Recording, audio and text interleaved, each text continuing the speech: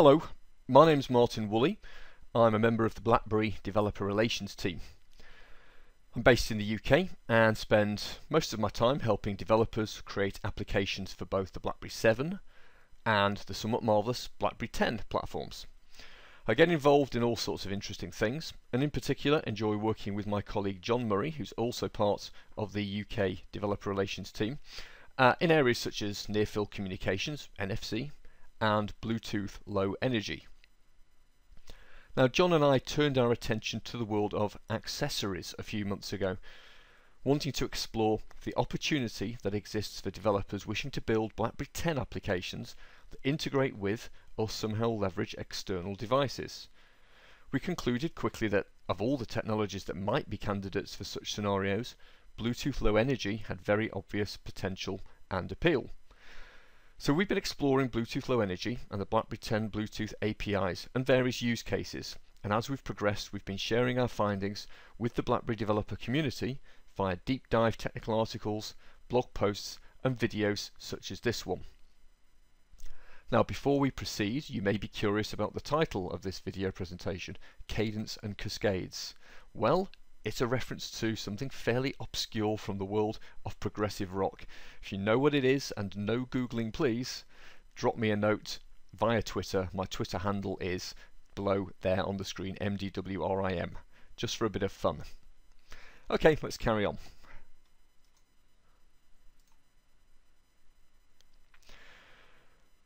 So far, we've, I guess, delivered 2 episodes in our story around Bluetooth Low Energy and BlackBerry 10.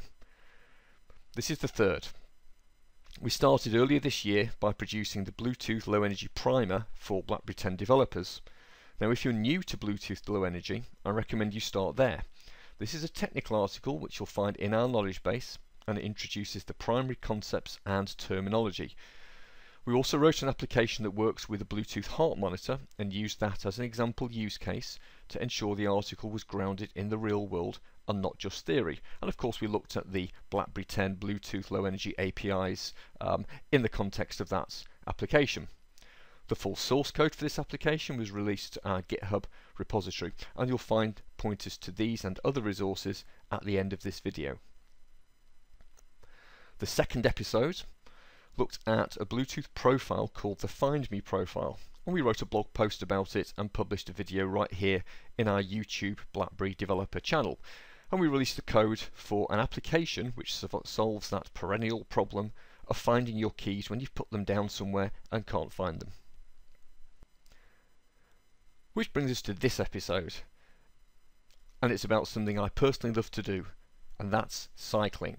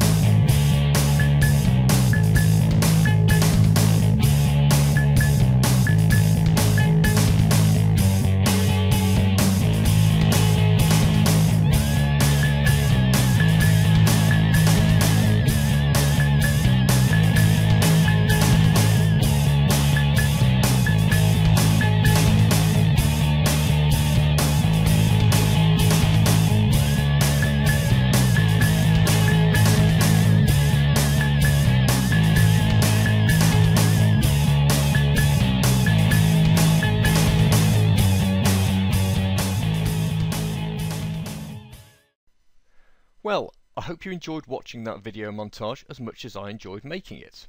But what has cycling got to do with Bluetooth, and for that matter with BlackBerry 10?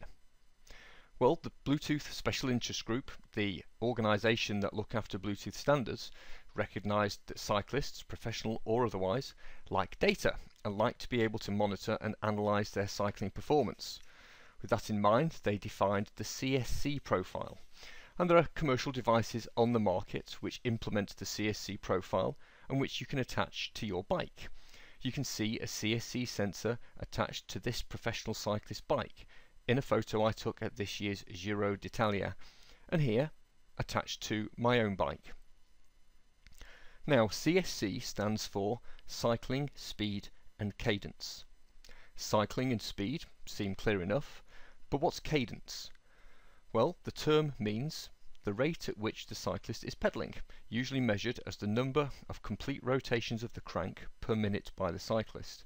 And this is one of the two measures that the CSC profile can deliver over Bluetooth. The other relates to speed, but speed isn't quite what you might imagine in the context of the CSC profile. So let's revisit our assumptions about what this is. In fact, the CSC profile, in addition to pedaling rate data, or as we now know it, cadence, can also measure and deliver data concerning the rate of rotation of the rear wheel. And of course, if you know the circumference of that wheel, you can calculate distance travelled, and from that average speed in a given time frame. Okay, let me make a quick confession. I've been a little loose with my definitions of speed and cadence here, but these definitions will be sufficient for now. I'll come clean and provide a more rigorous definition later on in this video presentation. So the opportunity for BlackBerry 10 developers is clear. Using the BlackBerry 10 Bluetooth LE APIs, with a knowledge of the CSC profile, you can create applications that receive and exploit data from CSC sensors. And John and I have done just that. We'll be looking at the code behind our CSC monitor application during this presentation, and hopefully give you the knowledge you need to do something similar. So let's take a closer look at the application. First of all, let's review the user interface, and then I'll show you a video I recorded of the application running live on a BlackBerry Z10 with my own bike with a sensor attached. The UI is divided into three sections. At the top, color-coded orange, we've got the wheel rotation rate in revolutions per minute. You can see I also track minimum, average and maximum values. Sitting underneath that in the middle of the screen and in blue, we have the crank rotation rate, or cadence. And in the last third of the screen we have a chart, and the chart gets built in real time and indicates the way that the selected value, in this case the wheel revolution value, you can tell that's because we're using orange here, is varying over time. Now, touching the area which has either of the two figures in it, either the top wheel revolution data in orange or the crank rotation cadence data in blue, will switch the chart to show values for the selected data item. Let's take a look at the application running now. So I have my bike upside down, standing on the handlebars, and I'm manually turning the crank. Now you can see wheel rotation rate data at the top of the screen in orange, and you could see cadence data, but now I've stopped pedaling, you can see the rate drops to 0 in the blue figure. If I resume, it starts again, there we go, and you can see at the bottom of the screen the chart building from the right hand side as Bluetooth notifications come into the device and from there into my application in a way which we'll see when we turn our attention to the code a little later on. There we go, drop to 0 again because I stopped pedaling. Excellent. So how does the CSC sensor actually detect motion of the wheel and the pedal? Well, it uses magnets, and here I've got 3 images of my bike with the Bluetooth CSC sensor attached. In the first image here you can see that on one of the spokes is a small magnet, and it's aligned very carefully so that it passes close to part of the CSC sensor. And on the pedal, attached by a rubber fixing, is another embedded magnet, and that's also positioned carefully so it passes over a different part of the sensor. So the sensor is detecting the changes in magnetic field as these two magnets pass over distinct parts of the sensor, and from that of course it deduces that the wheel has rotated 360 degrees or the crank has been turned 1 full revolution. Okay, I think it's time to get a bit more technical. So the first thing we'll do is have a look at and explore the Bluetooth Cycling Speed and Cadence profile. So have a look at the technicalities behind that, and then we'll look at code and find out how to use the APIs.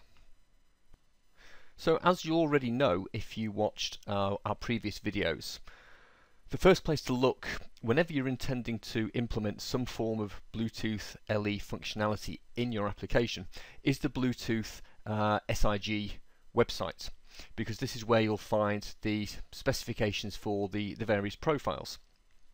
Now here I am looking at the list of gap profiles that have been defined, and you can see that this includes the cycling speed and cadence profile. So let's click on that link. So the CSC profile consists of one mandatory service and one optional service, the device information service. The mandatory one is the CSC service itself, and clearly that's the one that we're interested in. The device information service, if supported, provides characteristic data such as the manufacturer's name of the device, and the device serial number and things like this. But obviously our interest today is in the CSC service itself. So let's take a closer look at the CSC service.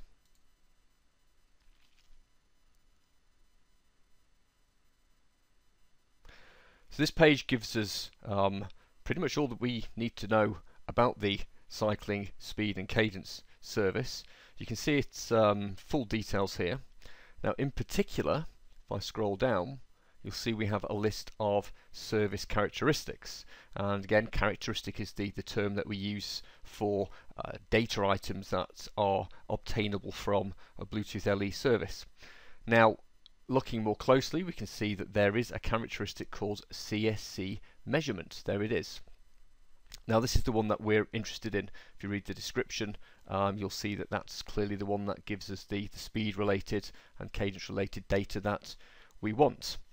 So characteristics are like structs in C, and if we have a look at the CSC measurement characteristic itself, also from the same website, we can see what the constituent parts of this characteristic are. And we can also see what its assigned number is. It's hex 2A5B, that's its UUID. Now, looking at the value fields that comprise the characteristic, we can see that we have a field called flags, and this is a set of bitwise indicators that indicate the presence or absence of the two types of data, wheel rotation and or cadence data, from our device. Now in my introduction, when I first mentioned the CSC profile, I talked about rates of rotation of the bike's wheel and pedals, but if you look closely at the definition of the CSC measurement characteristic, and I'll scroll down a little there so we can see the other fields, you'll see that in fact there is no rate data available from the CSC service. Now if you've watched the video about the Bluetooth heart rate monitor from a previous episode in our Bluetooth LE exploration, also here in our YouTube BlackBerry developer channel, you'll recall that the heart rate service provides us with heart rate data in beats per minute directly. We don't need to do any further derivation or calculation or interpretation in our code. This is not the case though with the CSC profile, where things are a bit more involved. Now we can see that we've basically got two pairs of data items in our characteristic. One is concerned with wheel rotation and the other with crank rotation or pedaling.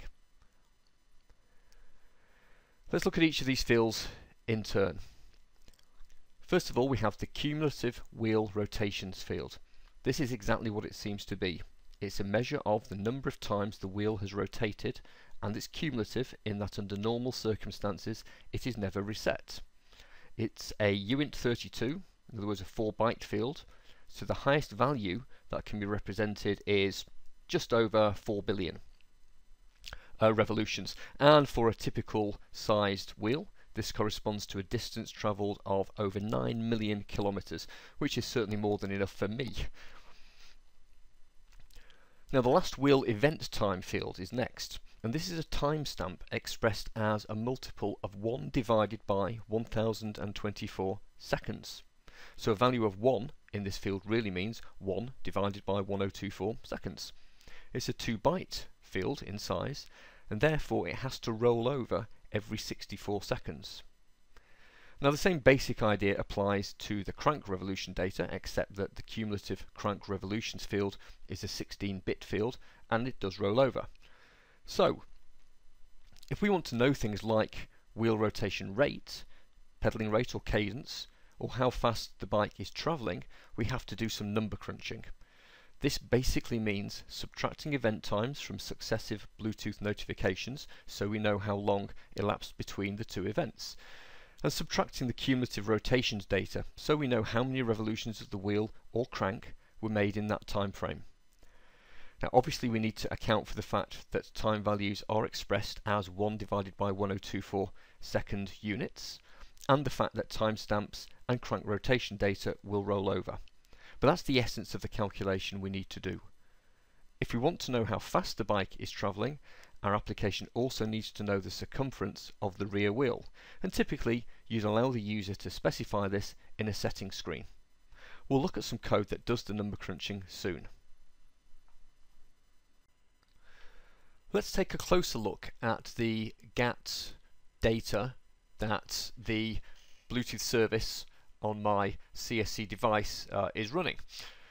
If you've watched any of the other videos or read the other articles from myself and John, you'll know that we have various tools that we use alongside our BlackBerry SDK.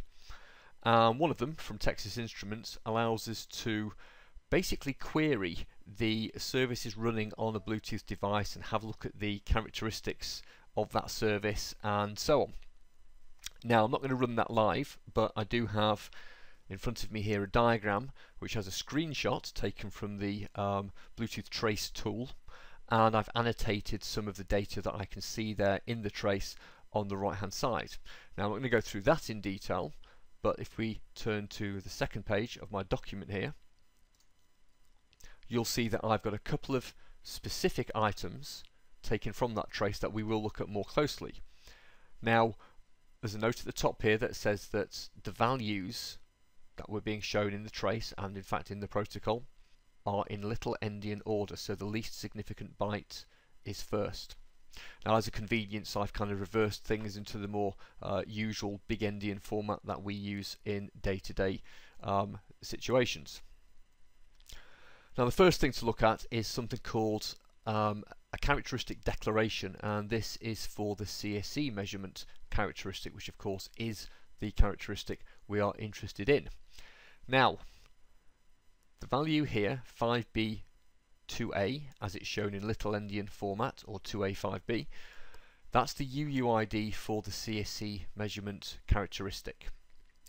What we can also see sitting right next to it in this same data item is a value of hex 0023. Now this is a handle that's been allocated to a specific concrete example, if you like, of the CSC measurement characteristic. So the CSC characteristic is kind of like a class, and the handle is allocated as a reference to, let's say, it's like an object. It's actually a struct. So 23 is the temporary identifier for a specific concrete CSC measurement that's available from this service at this time. So my second example is a CSC measurement characteristic value as opposed to declaration, and we're going to take a look at some parts of that value. First of all, we can see we have a handle field. It has a value of 0023 hex, which again is the value that was allocated as an identifier or handle to this characteristic. So we know that this is a CSC measurement characteristic. If we then look at the last line in blue, that's the value field, and this corresponds to the CSC measurement characteristic definition that we saw in the spec. The first field is hex 03, and that's the flags field.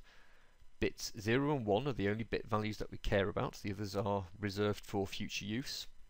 And they're both set in this case, which is why we have a value of 3, and this means that both wheel and crank revolution data is present. We next look at the following 4 bytes. This is a uint32 field, in other words, and reversing little endian to big endian we have hex 066. This is the cumulative wheel revolutions field, and that has decimal value 102. The next field consumes 2 bytes and has a value of hex BC58. This is the last wheel event time. Now that's a decimal value of 48216, and remembering that the unit of measurement here is 1/124 of a second, then we interpret that value as meaning 47.08 seconds, or thereabouts. Moving on, we have another 2 bytes which represent the cumulative crank revolutions field. Decimal value in this case is 288, and the last 2 bytes are the last crank event time with a decimal value of 45465, which is interpreted as 44.39 seconds. So this is a notification from the CSC service containing a CSC measurement characteristic value, and it's this that we'll receive into our application periodically, and that we'll be interpreting. Okay, so you should have a pretty good understanding now of what CSC is all about from a purely technical point of view, and it's time to start looking at how we would code an application that works with the CSC service on a suitable device using the BlackBerry 10 Bluetooth APIs.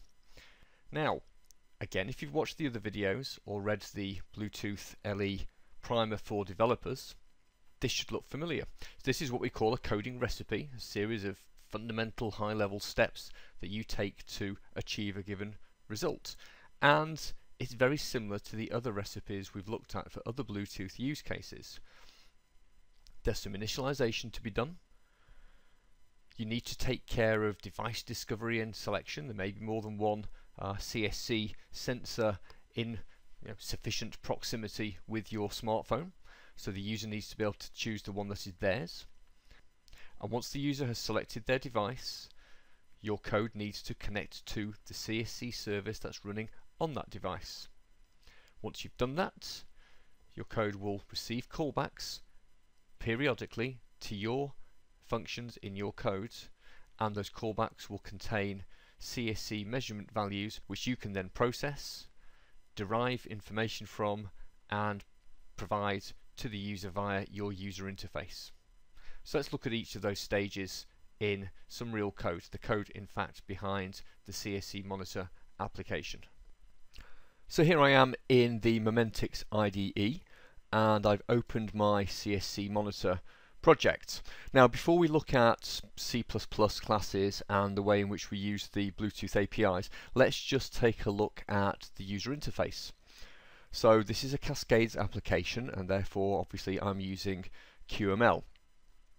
Now on the screen before me I've got the main.qml file opened, and I just want to scan through this so that we have an appreciation of the structure of the UI.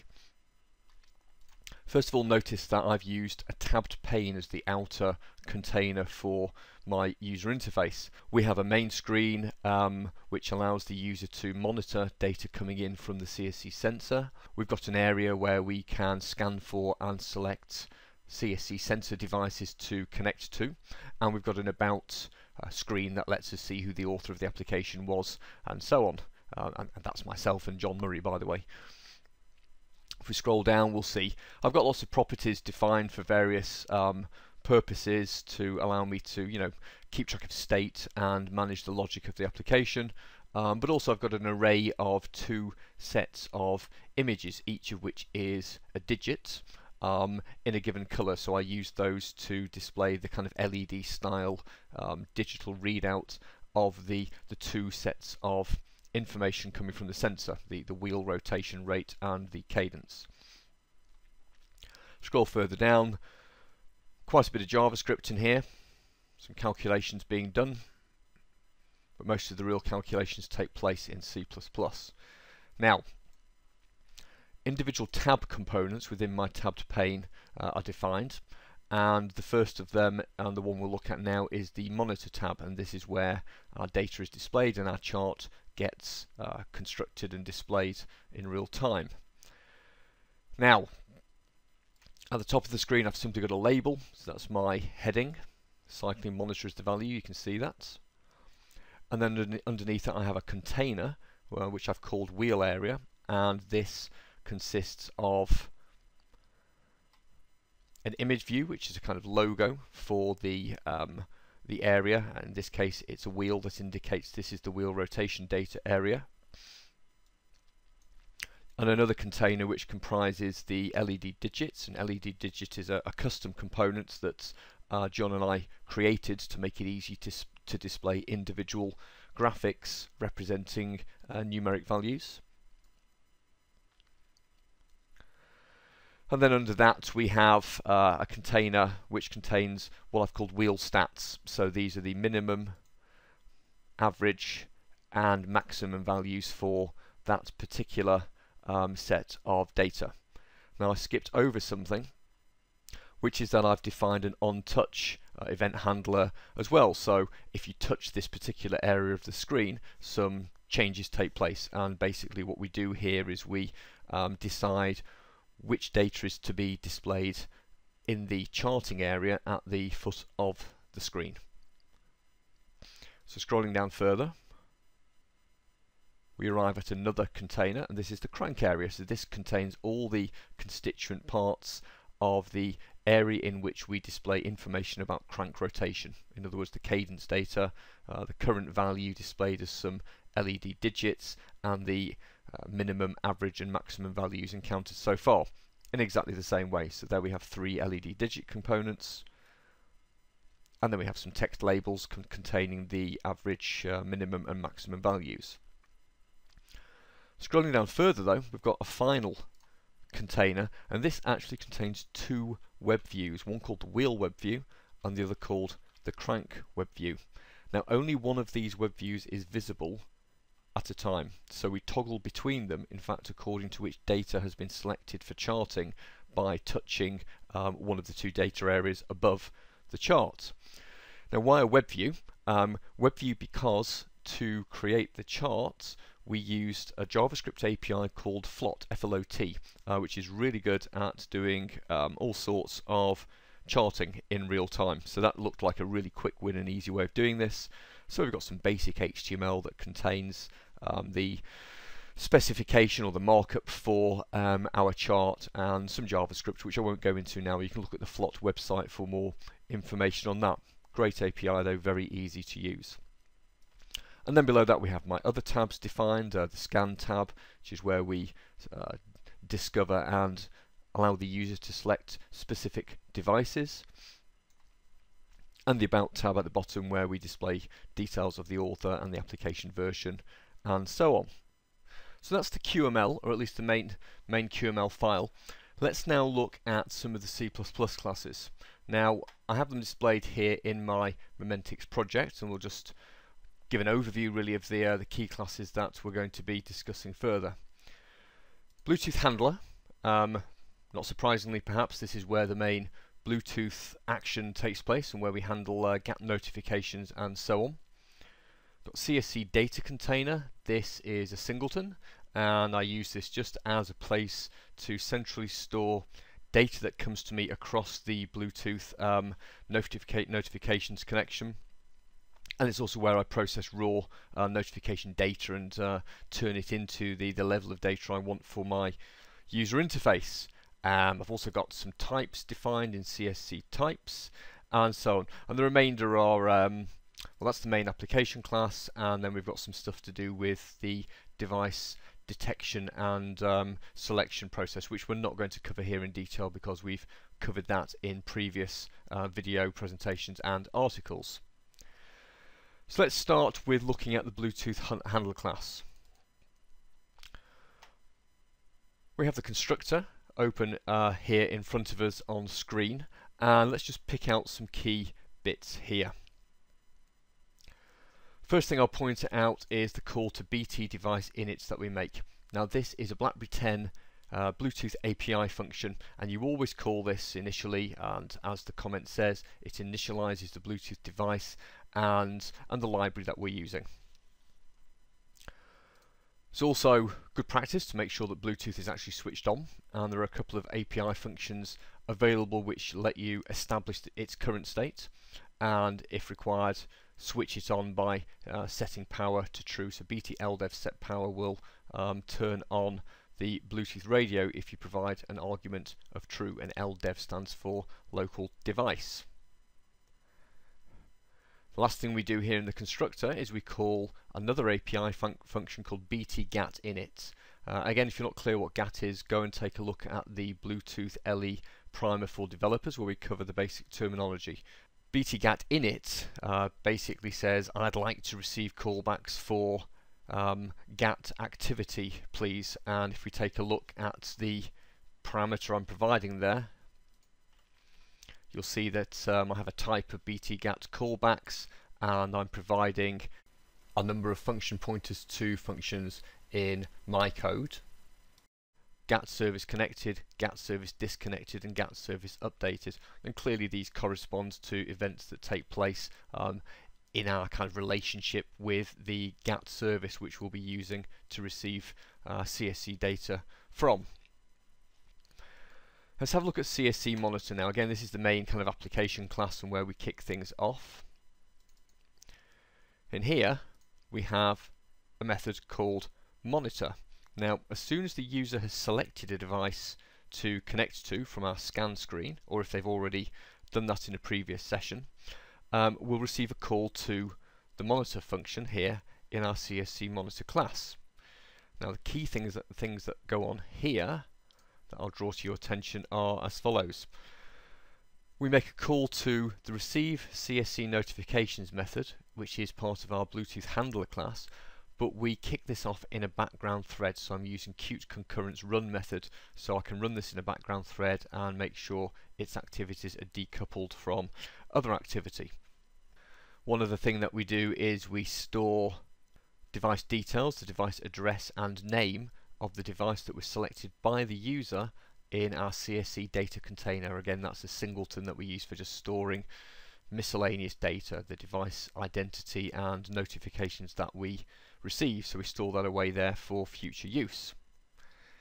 Let's have a look now at that method, receive CSC notifications, in the Bluetooth handler class.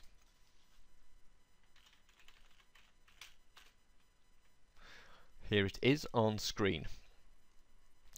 So we make a call to BTGAT connect service. What we're trying to do here is connect to the CSC service on the selected device. Now, again, the device selection process we're not looking at here, but one of the things we do during that process is we filter any devices that do not support the CSC service out of the list. So the only devices offered to the user are those which have the Cycling Speed and Cadence service running on them. So as soon as they select one, ultimately we end up here in the code and we call BT Connect service, specifying the address of the device that's running that service and specifying the UUID of the CSC service as well, so we can say which service we're trying to connect to. If I click on that item, you can see how I've defined values for CSC service UID and also the CSC measurement characteristic UUID higher up in my code. Now, the next thing I'd like to do is take a look at one of the GAT callbacks that we registered for earlier on. You remember we called BTGAT init and I specified a pointer to some functions, and one of those was GAT service connected.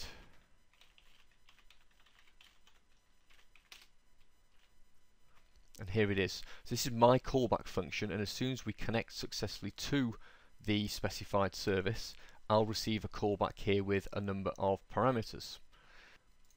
Now, the first important BlackBerry API function that we call here is BTGAT reg notifications. So what we're saying here is we would like to receive notifications from this service, and we specify another callback function that we want to be called in the event that there is a notification to deliver to us. Now, notifications are the vehicle by which characteristics are sent from the Bluetooth device to our BlackBerry smartphone and our application. So we'll take a look at the notifications callback function in a moment. So once we've registered for notifications and specified the callback function to the system, we allocate some memory for characteristics to be stored in, notifications to be stored in. We find out how many characteristics this service exposes, and in fact we're looking here at characteristic declarations. So we call BTGAT characteristics count on the service instance, and that will tell us how many characteristic declarations are available. You'll recall that from when we looked at the CSC service kind of protocol trace earlier in this session. And then what we do is we iterate through that list of characteristic declarations, looking for the one that has the UUID of the CSC measurement value, because that's the characteristic data that we want to be sent to our application in the form of a GAT notification. And once we've done this, we make a call to BT GAT enable notify, and here we specify the characteristic that we wish to receive notifications for from the service instance that we specify. Now let's take a look at the notifications callback function again. So earlier on we made a call to BT GAT reg notifications, and we specified this value as a parameter, notifications CB. Now this is my code. It's a callback function that will be called whenever there is a characteristic that the system wishes to deliver to us as a Bluetooth notification. And the code's pretty simple. You will have seen this in the heart rate monitor application as well. All we do is we use our CSC data container singleton as a place to store the data that we received. So we check the handle associated with the notification just to be sure that it is our CSC value that we're looking for. And assuming it is, which it will be, we add it to the data container, and then we just do some logging for debug purposes. Now let's have a look at how we add data to the CSC data container, because this is where we do our number crunching. You'll recall that the values provided by the Bluetooth notifications aren't quite what we need for our UI. We need to do some derivation to turn that raw data into revolutions per minute figures for the wheel and for the crank. So this is where we do this. I'm not going to go through every line of code here, but I'll just make sure that you get the basic idea. At least I hope you will. So I've pasted some text from the spec there. Hopefully that will make life easier for you when you look at the code. First thing we need to do though is look at that flags field, which is right at the start of the notifications struct, and just do a little bit of bitwise bit masking to figure out the values of bit 0 and bit 1, and this tells us whether we have wheel revolution data present, crank revolution data present, both or neither. So that's quite straightforward to do. Comment in the code here reminds us that the remaining data is in little endian format, so least significant octet first, and we need to switch things around to the more usual most significant octet first, so we can use standard data types like uint16 and uint32. So here in this code block, I've checked my flag to see if I've got any wheel revolution data, and I have. So I do some bit shifting with standard C operators to transform the bytes I've received into most significant octet first formats, and then I do some work with the event time and the cumulative wheel revolutions figure to derive the wheel revolutions per minute figure which I want, and you can take a look at that code in your own time, I guess. This code will be in GitHub, of course. If I have crank revolution data present, then I do fundamentally the same kinds of things. I have to do some format changing from little endian to big endian, and then I do a bit of number crunching on the timestamp that I'm provided with and the cumulative crank revolutions figure.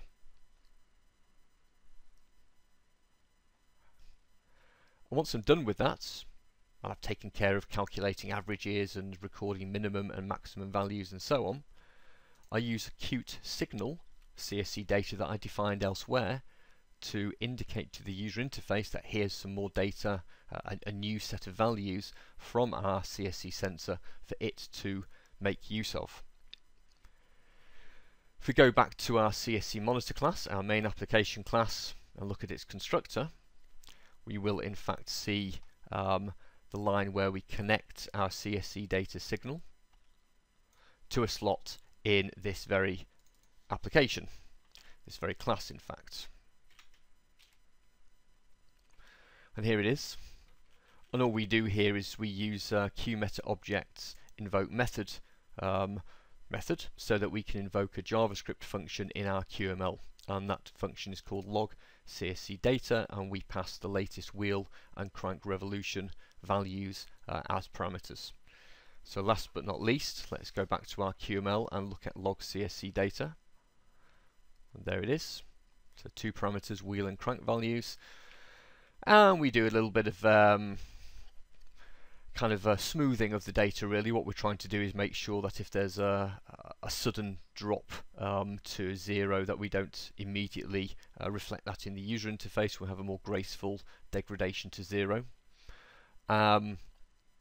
And then we do some things just to derive the appropriate LED digit to use in the graphical display of the LED style value, and so on.